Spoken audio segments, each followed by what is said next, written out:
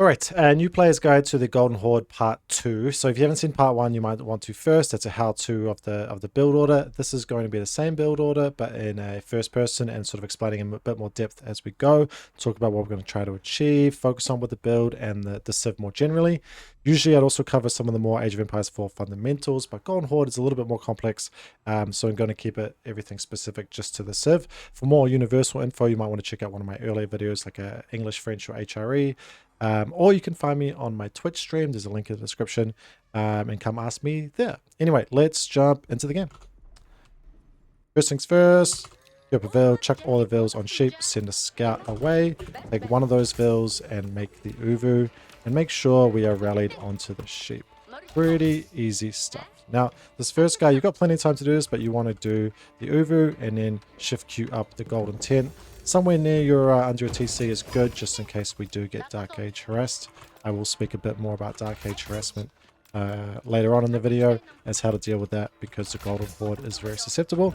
And we're just rallied onto sheep for now, and then once we get 8 on food, we will go onto gold for just a couple, and then back to food.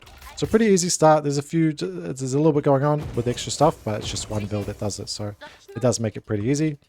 And the timings will work out quite nicely too. One thing you can do with Golden Horde that normally it doesn't make a difference for civs, but for whatever reason the timing is a bit tighter for Golden Horde, so to make things a little bit cleaner, is you can take your sheep and just move them a little bit closer into TC. That does make your timing a little bit better on the age up. You just might get like half a second or so less idle time on your TC, and we'll see that when we get there, but it's not a big deal. So as we are going through this, so we've got 8 on food, so I'm just going to rally onto the gold now. This times out quite nicely, and we just have 3 on gold before we go back onto the food. So one of the things with Golden Horde, like I said in the previous video, is our plan with the build. It's a bit slow to get going, and you can kind of find sometimes you just die before you can get going as Golden Horde, which really sucks. But once if you can survive and sort of get into a longer game, it feels really strong, really strong. So this build is going to be about sort of playing into feudal rather than trying to risk it and skip it, and then surviving until castle, where we really start to shine. So it's not an all-out feudal aggression like most of my other builds have been, but we are still going to play into feudal just the same. Now we've got those guys there, we rally back onto the sheep. So we're going to do that by trying to make the most of the advantages we do have. So we've got the Khan, we've got Tor goods, and they all cost stone, which is essentially kind of feels like a free resource, much like Mongol. And then we also have the Karash, which gives us an armor boost. And we can kind of do like a 1-1-1 build where we don't need to make a stables, but we still get to make these like pseudo feudal knights, which feels really good. One thing to keep in mind is you got to make sure you never overproduce. I had an extra villager queued up, or 2 villagers, which meant that I was going to be late on this age up. That's no good. Now we get the age up in. I really need to bring these guys back, and this should time out just in time to get a villager, and hopefully not any idle time.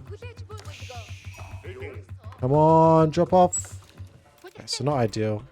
I could force drop off, but I wanted to show it, or I wanted to not show, I guess, that, as I don't like having, I don't want new players to have to worry about those little optimizations, but you could have forced drop off there.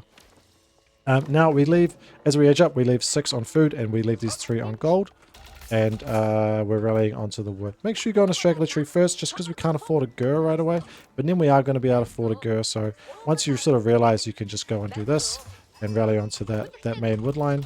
You don't have to finish the straggler tree if you don't want. Don't worry so much about optimizing the build.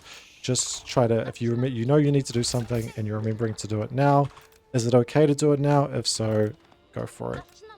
So the age up again, it takes a minute 50 every age up. That's feudal, castle, and imperial. So it takes a while. We're going up with the one that's making our Khan and Tor goods cheaper, and a little bit tankier too. Which is really nice, and scales, yeah, scales nice. I don't remember how many sheep I brought back. I don't want to bring back too many. I think this might be enough. This is 10 to 12, I think, so that's going to be okay. We're rallying onto wood until, whoops, I forgot to get wheelbarrow. Oh, not too late, but we want to get wheelbarrow as we're aging up, as we want to milk all the little extra advantages we can from this build, and we're going to have the extra gold from having these guys on, but the on gold, but the extra feudal economy is going to scale really nicely. So we're going to do that with wheelbarrow and with double broadaxe, and then as we age up, we're going to make a fortified outpost as well. We're going to put that, in this case, we want to make sure we're protecting at least our gold. But I put it on this side because it can sort of semi-protect our, what do you call it as well? The Uvu, which is really important. I forgot to queue up the Khan, but that's the next thing that's really important. And because we got 10 on woods, we are now rallied back onto food until we get to 12. And the next thing I'm going to get is double broadaxe once this guy brings in a bit more gold. And then the next thing we're going to get is our Uvu, which I completely forgot. I knew I had extra wood in the bank. So our second Uvu, and then bring it back. Talking and playing, too hard for me. We then want to make sure we're getting our Torgood. So that timing times out well. Now, if you've got the APM at this point, even when the Khan first comes out, it's really extra nice to go and harass. But if it's too much, don't worry too much about it. It's an extra bonus. But when the Khan comes out and then when he gets joined by the Torgood, it is really powerful. It's like having a king like the English have. Anyway, the next thing we're going to get is an archery range. So we're making Torgoods plus archers, and then later on we will add a barracks. The next thing we're going to want to do before we make the barracks, though. So this is an example of just what we could be doing with harassment. It's not important, but like, and it takes a little while. You normally won't get a kill. It's just AI, but there you have it. Next thing we want to do is we want to get our food eco sorted. So getting on your deer is a really, really good way of doing that. So there's our Khan and Torgood, and we're now assigned to make archers. So setting 5 so we can make a fortified outpost, and a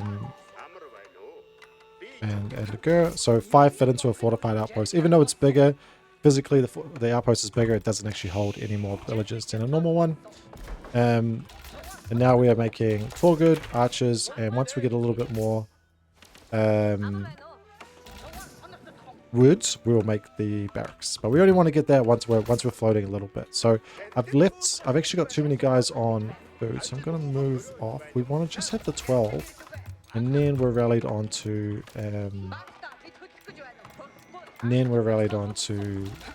wood. And the reason we rally onto the wood, we only get survival techniques. Actually, just forgot that. Sorry. When we go onto deer, as it does give us a nice bonus. Always worth getting survival techniques if you can afford it, and if you're going onto the deer. Now we're at a point where we're sort of floating a little bit, so we can get the barracks. But we still want to keep producing archers and spearmen. Torgood, archers, and then spearmen, Karish when we can.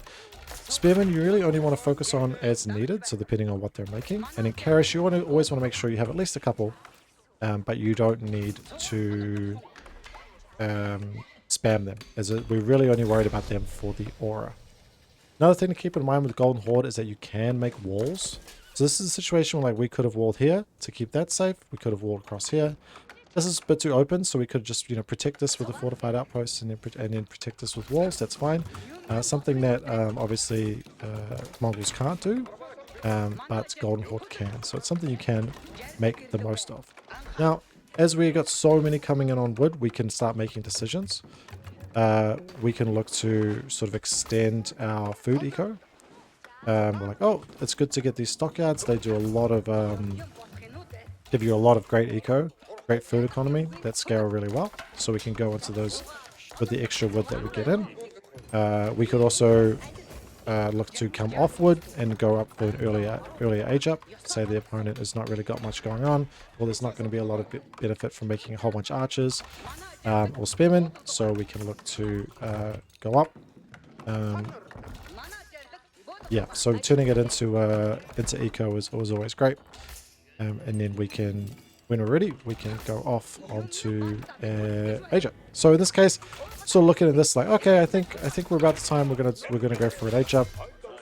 hypothetically he's not really doing much, or we've got the damage we've done, we've put a lot of pressure on, he's put behind. We think we can safely get to castle now.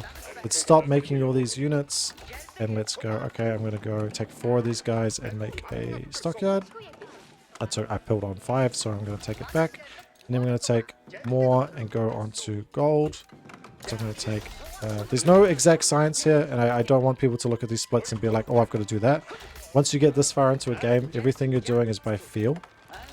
So it's like, oh, this is how much food I have, this is how much gold I have. I know in this case I need a lot more food, so I'm going to go and go onto more food. And gold. I don't need this many on wood, but we can, if you want, you can rally not onto the wood, or for simplicity's sake, you continue to rally onto the wood, and then if you do float extra wood, you can turn it into stockyards or production if you're on your way up, or whatever it may be. Allow yourself the flexibility to work with it. As long as you are spending your money or saving your money towards something, you're doing just fine. Obviously, this isn't a real push. In a real game, this guy would either have a huge feudal army or he'd already be castle by now. So it's all about reacting, and that's the part of this build which is a lot different to the other ones, where it's about getting a strong feudal timing push, which doesn't quite work the same, unfortunately, with Golden Horde as it does for some other civilizations. The other thing we could do here is go into a blacksmith. In fact, because we are we're going to need a blacksmith as we age up, I'm going to make it now already. And you can see our timing, it's not clean, but it's not too bad. And then we're going to age up once we're ready, 1200, 600. We're going to go up the Muscovy Yasak, and this is going to give our heavy units, so Keshik, Torgud, Men-at-Arms, Roost Tributes, the Range Armor +2, as well as we get extra wood as well if we don't have enough units to use up all of those. So now we're we're running out of sheep here. We could go on berries here, or we could just rally onto wood. Either is perfectly fine. As we're aging up, we can't make Torguds, and it's important that you don't have so many Torguds queued up, by the way, that you're going to be blocking your age up, as it will not age up. If you don't, if you have a Torgud in queue and you try to age up, it'll wait till the Torgud's done, which is awful. So as we're aging up, we want to make sure we're getting basically enough wood, and I was a bit late actually putting those guys on wood, because we can also get the pasture upgrade once we have this many stockyards. But once we look to age up, we want a lot on wood, because we're going to get a third Uvu as soon as we go up. And we're going to want to have a lot more production than just one archery range and barracks, especially barracks, because we want Men-at-Arms to make the most of that Muscovy Yasak. And we want to make sure that we are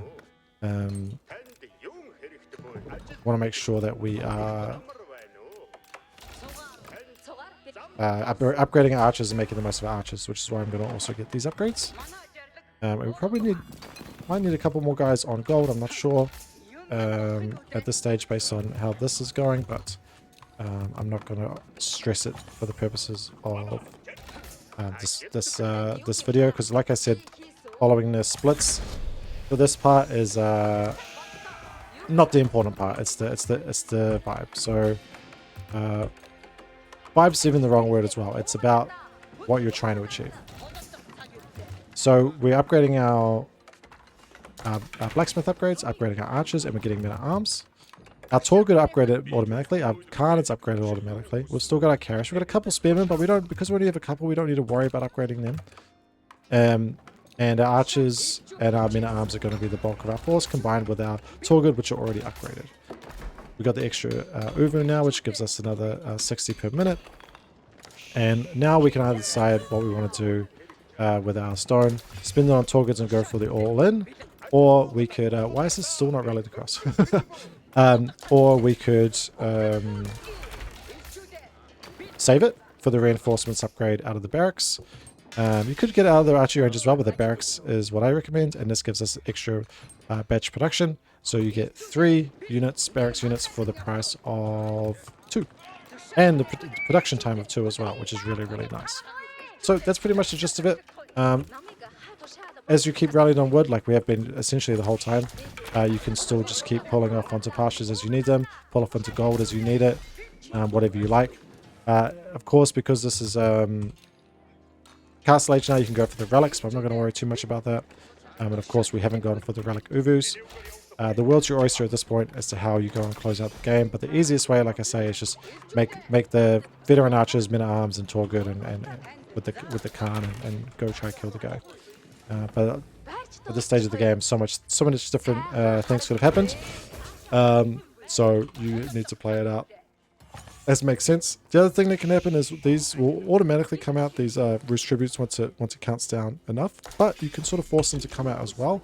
And you get 4 of them, and they're really, really strong men at arms. So that is an absolute viable thing to do in early Castle Age.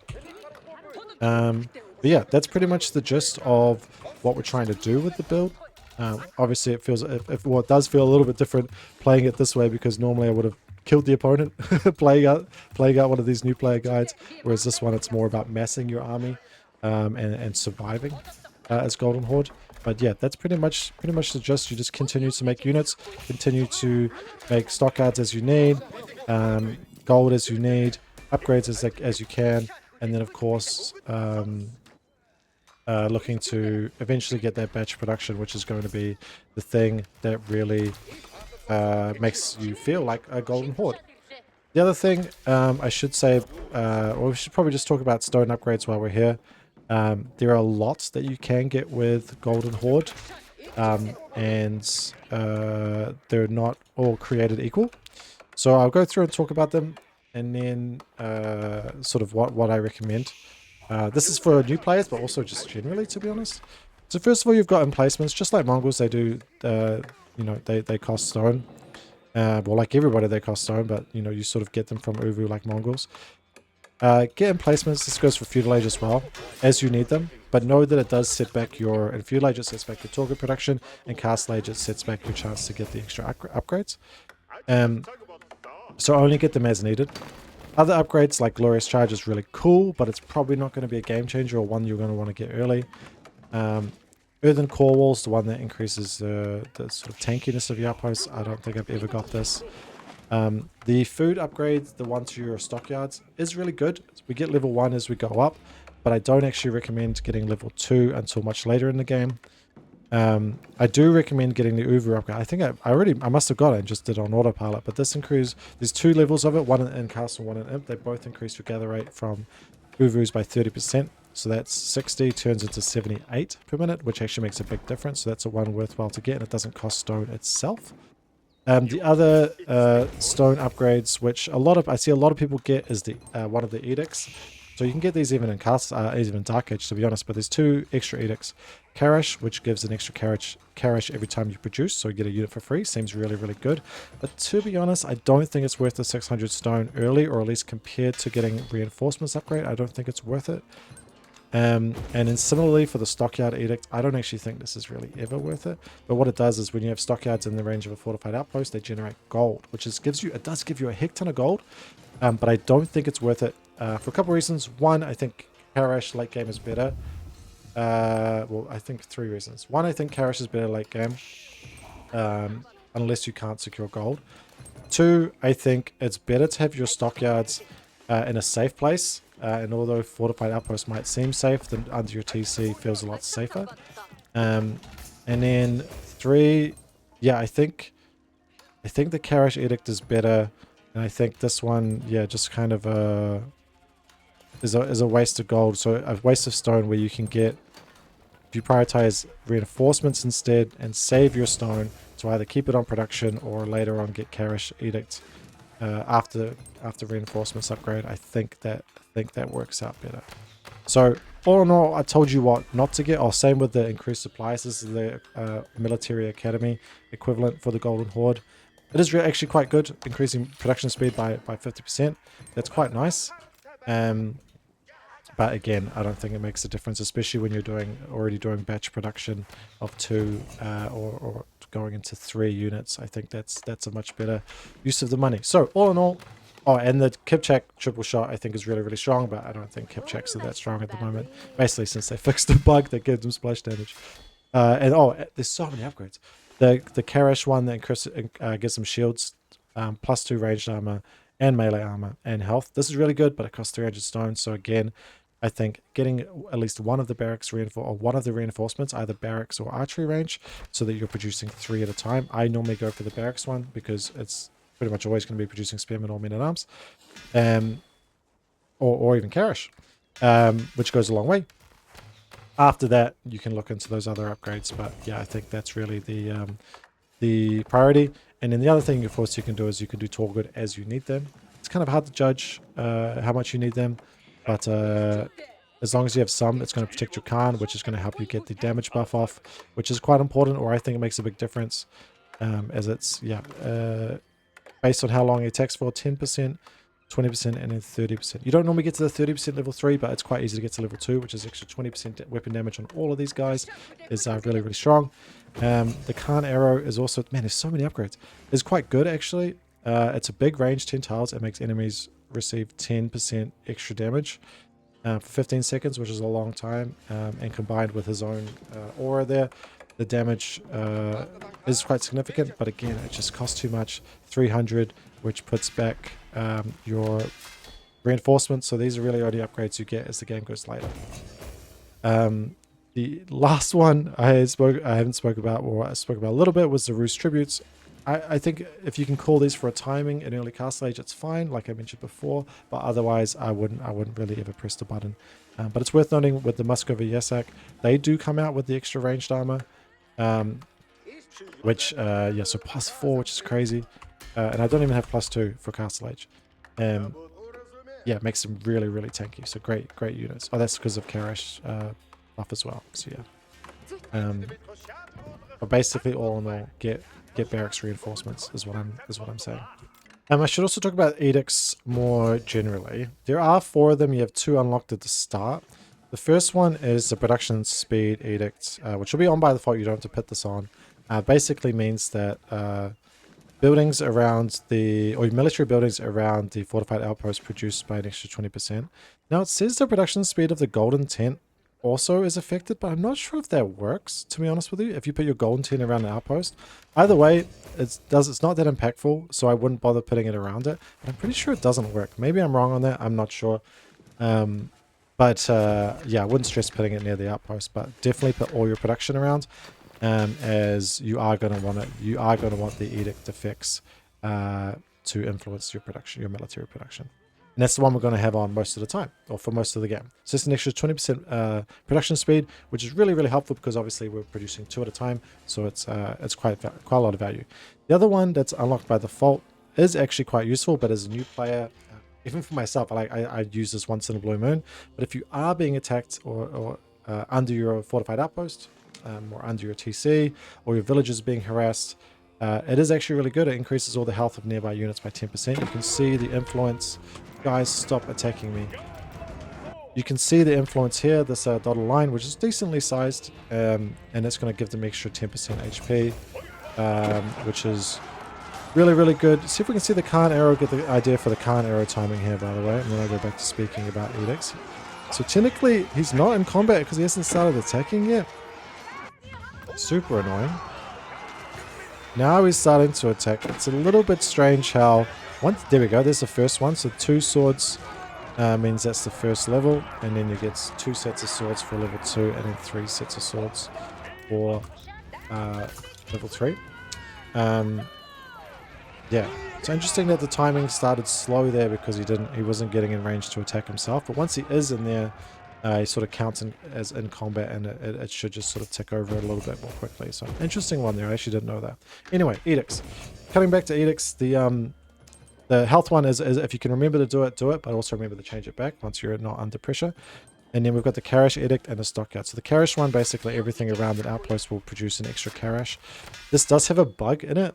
I think it's when you research the archer reinforcements or something, it can make an issue with the stables and archery range not producing extra Karash. Don't overthink that bug. If you do get it, just treat it like it does work, but you might get a couple less Karashes than you deserve. But it's quite a strong edict. And just obviously make sure all your production is around one of your fortified outposts. If you need extra, don't be afraid to, like later in the game, don't be afraid to make an extra fortified outpost to make more production around it. And then the other one, the Stockyard Edict, I talked about that before. It is really strong, but yeah, it forces you to make these around the stockyards around the fortified outpost, which I just don't really think is worth doing it. But yeah, the production speed does make a huge difference. Some people actually prefer that for the entire game, to be honest with you. But yeah, unless you're basically, don't worry about changing it until late game, you're looking to go Karash, or you have the state of mind or the wherewithal to switch it to defensive aura when you're under attack and then switch it back afterwards. But don't worry too much about using the edicts. You can basically set and forget, or not even set, it does it for you. Just forget about them and worry about the only thing you have to worry about is making your production around the outposts, and you're golden. In terms of like value you get from the edict that you choose to use, whether it is a production speed or Karash, it's kind of a similar vibe. You're going for more units, and it's the same with why we prioritize going for the reinforcements upgrades, whether it be barracks or archery range, as we just want to have a huge mass and overwhelm our opponent. If anyone's played StarCraft, it's really like playing the Zerg. Our units aren't necessarily that strong. Torguts have a good place, and obviously we get some buffs from Karash and the Khan, but for the most part our units aren't super strong. It's just that we have a shit ton of them, and even if they die, say we're max pop and they all die, we can produce them far more quickly and cost efficiently than our opponent can, and that's what can lead us to turning the tide. And it honestly is a really fun way to play too, because you absolutely do feel like a horde, a golden horde of and a full stream of units, which is really fun. And yeah, the reinforcements plus the production speed edict or the Karash edict go a long way in creating that strength. So we try to leverage that as best we can by getting into those upgrades and making a lot of units. And like I said before, with the early Castle Age, it's also really helpful because we do have something like, Muscovy Yasak gives us extra ranged armor. We've got the instant upgrades of our Torguds and Khan. We only have to really get our archer upgrades, and then we spam in our arms. We even get Roost Tribute out. Like it's a lot that gives us an advantage early on in Castle Age, and then later on, once we get reinforcement upgrades, we have the advantage that way. So that's really big.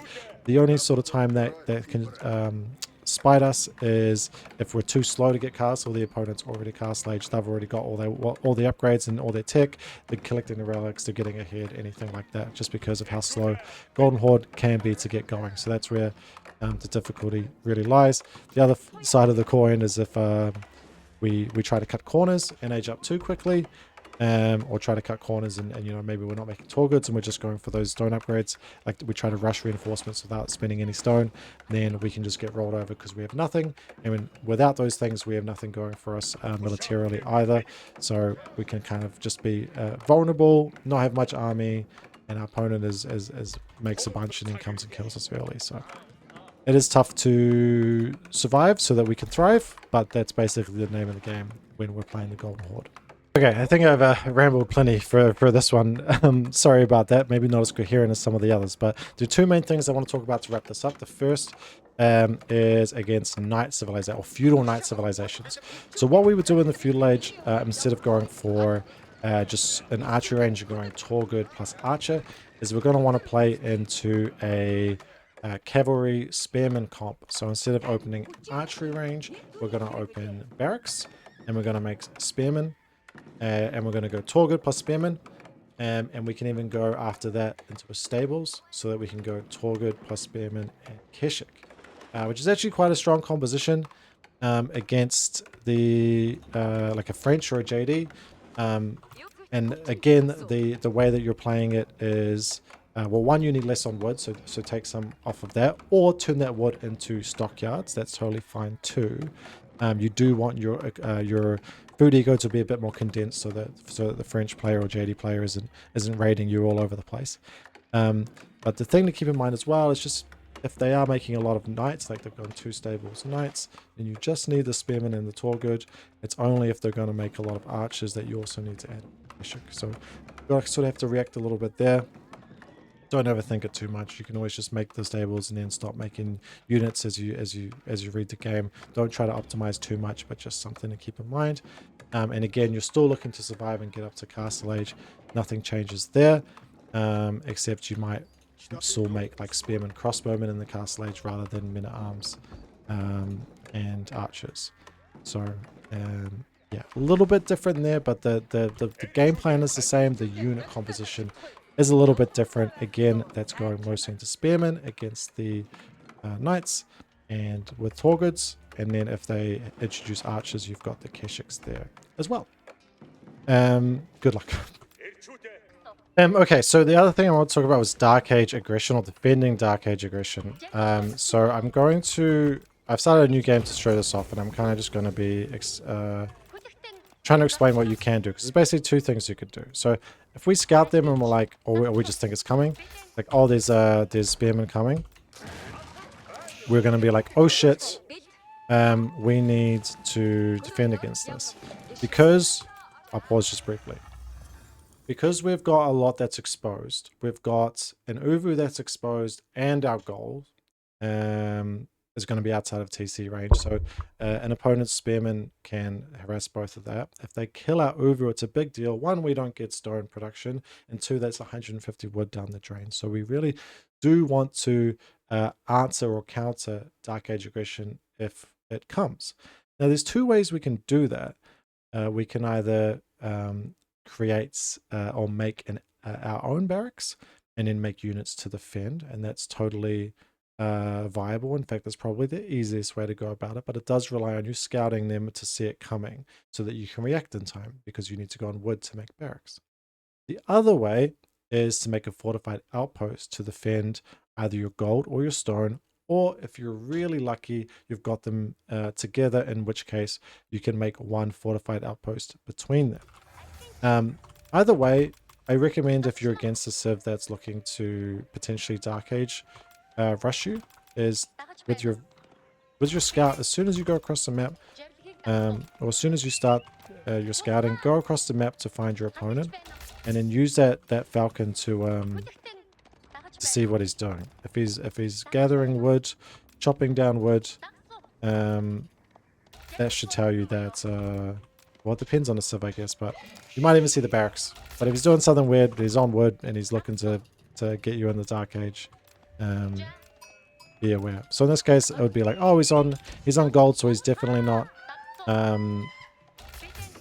made a barracks to have spearmen coming after me, but I'm going to pretend like he is. So I'm going to take a bunch onto wood to make sure. Don't worry too much about the exact split, by the way. Basically, once you sort of sense it coming, send most of your guys onto wood, but make sure you're leaving enough behind on food so that you can still make villages. If you're unsure, just make sure you leave 4 on food and then have the rest on wood. And then as soon as we get enough wood, so 150, we got to decide whether you're going to make a barracks or whether you're going to make an outpost. Now, in this case, an outpost doesn't actually cover both. You'll be able to torch down from either the top side or the bottom side of the stone or the gold. So we're going to make a barracks.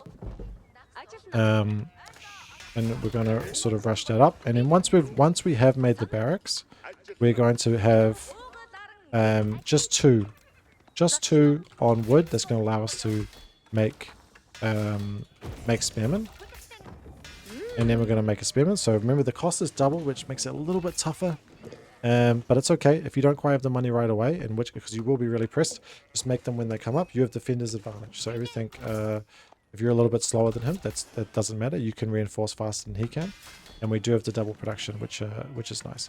So we can make spearmen, and we can also make Karash, which don't cost wood at all, and then defend with this. And it's a little bit of a micro battle back and forth, but say he's beating down our Uvu, we can sort of go back and forth with him, and eventually, as long as we're not losing units, we'll get enough that we can push him back. And you just want to keep making sure your spearmen are better to make, but you want to have at least some Karash so you get the armor bonus, which gives us a little bit of a bonus. And then you want to and then once you sort of push this back, that's when you can go into gold, and you just go on to gold with a lot more guys than you otherwise would. The caveat, of course, is that you need enough wood to make the gur. So just keep that in mind when you are checking how many guys you have on wood. But then once you do have enough, you can go, okay, sweet, that's me sorted. And then I'm going to go here on gold, and I'm still rallying onto food, and that'll get us up with a nice timing. But yeah, so the key thing is you kind of do have to scout it, but it is really important to not let your Uvu die, and especially if you get your Uvu and your gold denied, you're in sort of big trouble, more so than other civilizations. So we are more susceptible to Dark Age pressure, and players know that, and they will do that to you. In fact, I think it's best for them to do that against you. But so if you see it coming, go scout them, and if you see it coming, put some guys on woods, leaving enough on food so that you still can you never stop villager production. Then you make the barracks, you make spearmen as much as you can, then include Karash, and then just keep making spearmen and then push them back, and you should have enough to push them back. The only other things to keep in mind is, yeah, don't make the golden tent too far out, or he can torch that down, which is not ideal either. Not that it'll probably kill it, but it does delay you. And then also, yeah, you could go for fortified outposts if these two were right next to each other, basically. But that's quite rare. So if you're in doubt, just go for the barracks. The other thing, particularly with the golden tent, that's worth mentioning because it happened to me the other day and I was furious, is that never build it too far away from your TC, particularly against Japanese, as Shinobi can disable it, which I found out the hard way. So worry about that aggression as well. It's always, there's nothing lost by building it close to your TC, so just it's good to do that all the time, and that way it's not vulnerable. Alright, I think that's everything. This one was a lot more rambly. Sorry about that. I'm not sure, maybe I just off my game. But yeah, hopefully it was helpful. Golden Horde's a really, really fun civ. Can be quite hard. I find out myself I was dying a lot before I was able to get going. But in games where I could get going, they're some of the most fun I've had with Age of Empires 4, and especially of the new variants. So I do recommend them as a civ to learn, but maybe for a brand new player trying elsewhere. Though if you're listening to this, you probably watched this whole thing. So if that's the case, give it a go. Don't put it to waste. But yeah, hope you enjoyed. Hope you had some success with Golden Horde. Yeah, any feedback or anything, let me know in the comments. But thank you so much for watching. I really appreciate it. Enjoy playing, and hopefully catch you again in the next one. Cheers, and bye-bye.